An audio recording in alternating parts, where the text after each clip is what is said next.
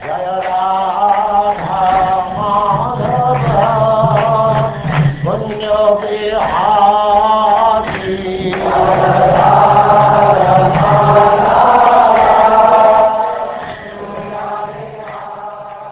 And now Chapter 10, The Nature of Fruitive Activity.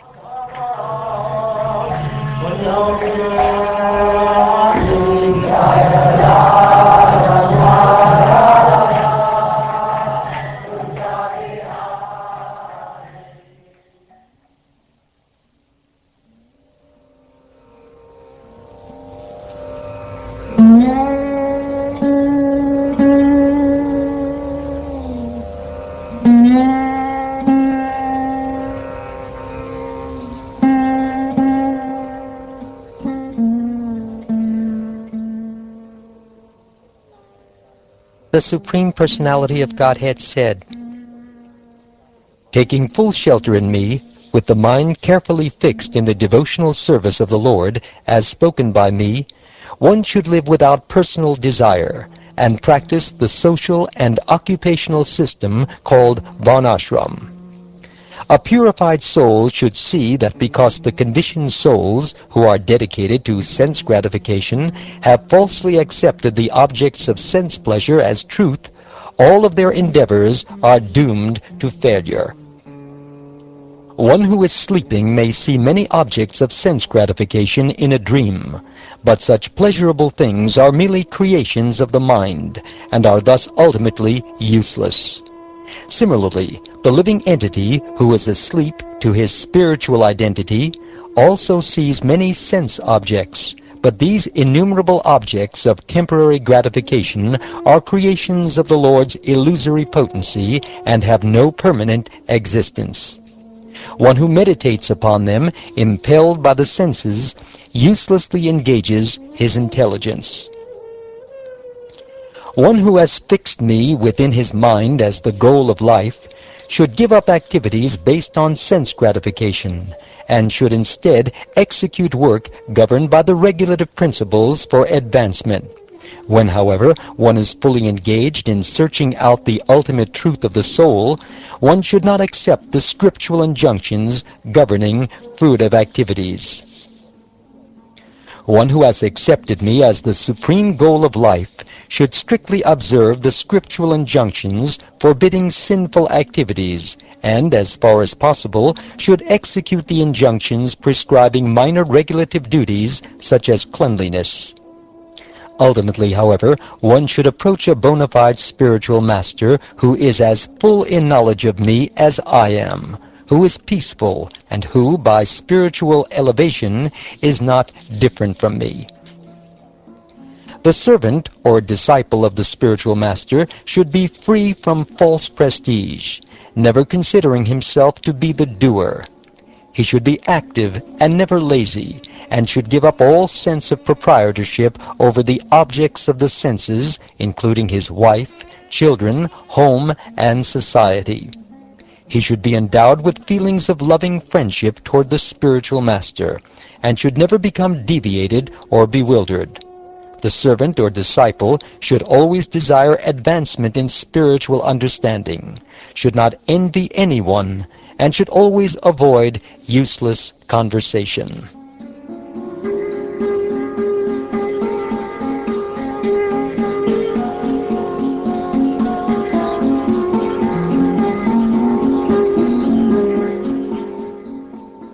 One should see one's real self-interest in life in all circumstances, and should therefore remain detached from wife, children, home, land, relatives, friends, wealth, and so on. Just as fire, which burns and illuminates, is different from firewood, which is to be burned to give illumination, similarly, the seer within the body, the self-enlightened spirit soul, is different from the material body, which is to be illuminated by consciousness. Thus the spirit soul and the body possess different characteristics and are separate entities. Just as fire may appear differently as dormant, manifest, weak, brilliant, and so on, according to the condition of the fuel, Similarly, the spirit soul enters a material body and accepts particular bodily characteristics. The subtle and gross material bodies are created by the material modes of nature, which expand from the potency of the Supreme Personality of Godhead. Material existence occurs when the living entity falsely accepts the qualities of the gross and subtle bodies as being his own factual nature. This illusory state, however, can be destroyed by real knowledge. Therefore, by the cultivation of knowledge, one should approach the Supreme Personality of Godhead within oneself. By understanding the Lord's pure, transcendental existence, one should gradually give up the false vision of the material world as independent reality. The spiritual master can be compared to the lower kindling stick, the disciple to the upper kindling stick, and the instruction given by the Guru to the third stick placed in between. The transcendental knowledge communicated from Guru to disciple is compared to the fire arising from the contact of these, which burns the darkness of ignorance to ashes, bringing great happiness both to Guru and disciple. By submissively hearing from an expert spiritual master, the expert disciple develops pure knowledge, which repels the onslaught of material illusion arising from the three modes of material nature. Finally, this pure knowledge itself ceases just as fire ceases when the stock of fuel has been consumed.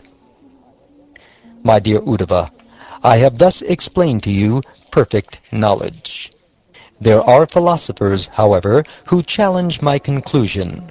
They state that the natural position of the living entity is to engage in fruitive activities, and they see him as the enjoyer of the happiness and unhappiness that accrue from his own work. According to this materialistic philosophy, the world, time, the revealed scriptures, and the self are all variegated and eternal, existing as a perpetual flow of transformations. Knowledge, moreover, cannot be one or eternal, because it arises from the different and changing forms of objects. Thus, knowledge itself is always subject to change. Even if you accept such a philosophy, my dear Uddhava, there will still be perpetual birth, death, old age, and disease, since all living entities must accept a material body subject to the influence of time.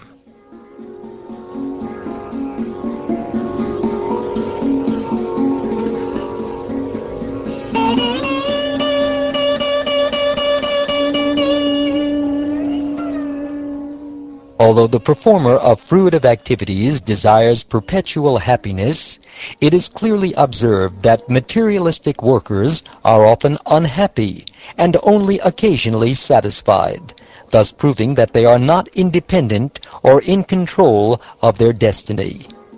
When a person is always under the superior control of another, how can he expect any valuable results from his own fruitive actions? It is observed within the material world that sometimes even an intelligent person is not happy. Similarly, sometimes even a great fool is happy.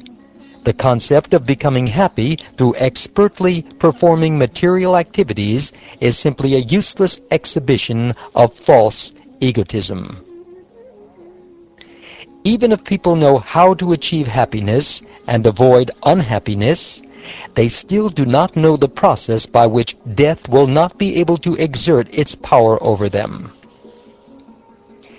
Death is not at all pleasing, and since everyone is exactly like a condemned man being led to the place of execution, what possible happiness can people derive from material objects or the gratification they provide? That material happiness of which we hear, such as promotion to heavenly planets for celestial enjoyment, is just like that material happiness we have already experienced.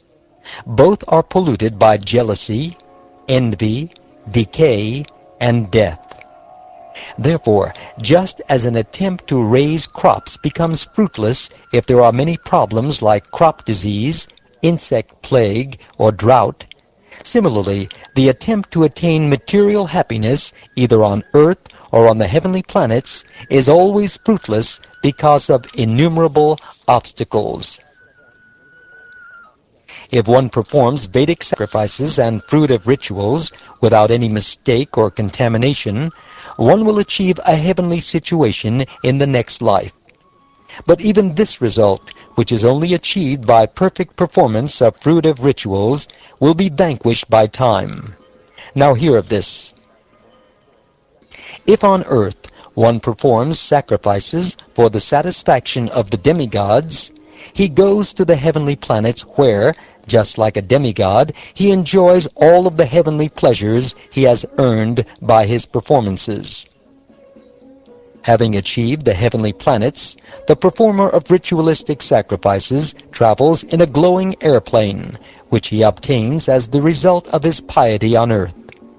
Being glorified by songs sung by the Gandharvas and dressed in wonderfully charming clothes, he enjoys life surrounded by heavenly goddesses. Accompanied by heavenly women, the enjoyer of the fruits of sacrifice goes on pleasure rides in a wonderful airplane, decorated with circles of tinkling bells that flies wherever he desires.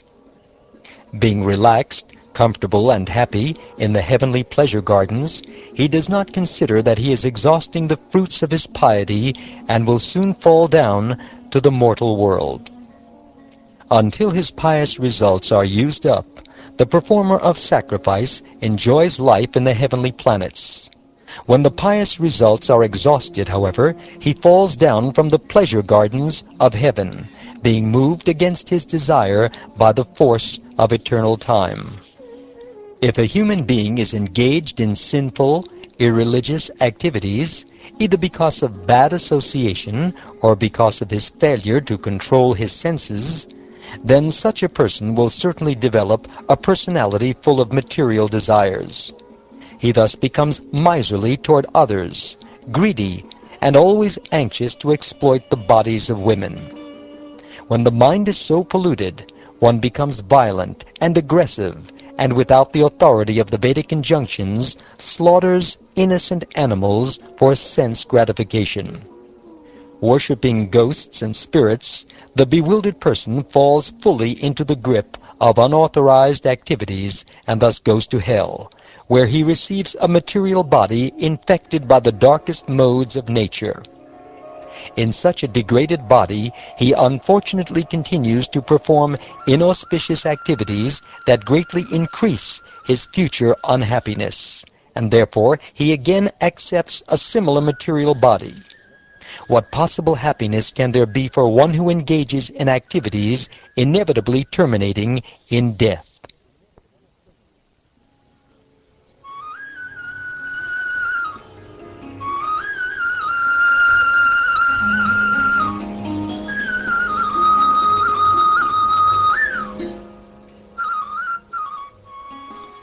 In all the planetary systems, from the heavenly to the hellish, and for all of the great demigods who live for 1,000 yuga cycles, there is fear of me in my form of time. Even Brahma, who possesses the supreme lifespan of 311 trillion 40 billion years, is also afraid of me.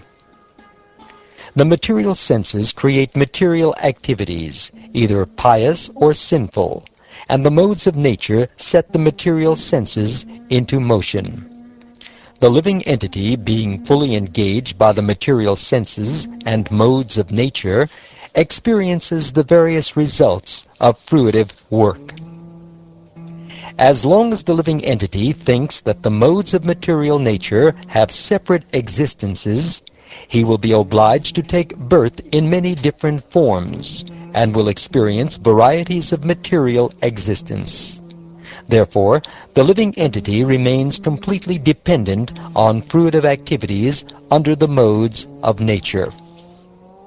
The conditioned soul who remains dependent on fruitive activities under the material modes of nature will continue to fear me, the Supreme Personality of Godhead, since I impose the results of one's fruitive activities.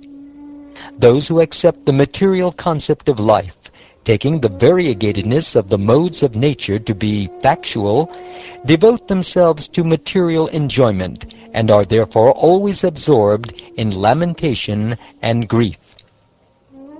When there is agitation and interaction of the material modes of nature, the living entities then describe me in various ways, such as all-powerful time, the self, Vedic knowledge, the universe, one's own nature, religious ceremonies, and so on.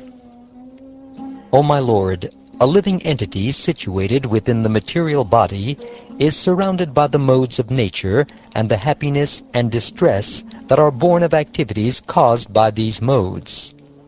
How is it possible that he is not bound by this material encirclement? It may also be said that the living entity is ultimately transcendental and has nothing to do with the material world. Then how is he ever bound by material nature? O my Lord Achyuta, the same living entity is sometimes described as eternally conditioned, and at other times as eternally liberated. I am not able to understand, therefore, the actual situation of the living entity. You, my Lord, are the best of those who are expert in answering philosophical questions. Please explain to me the symptoms by which one can tell the difference between a living entity who is eternally liberated and one who is eternally conditioned. In what various ways would they remain situated, enjoy life, eat, evacuate, lie down, sit, or move about?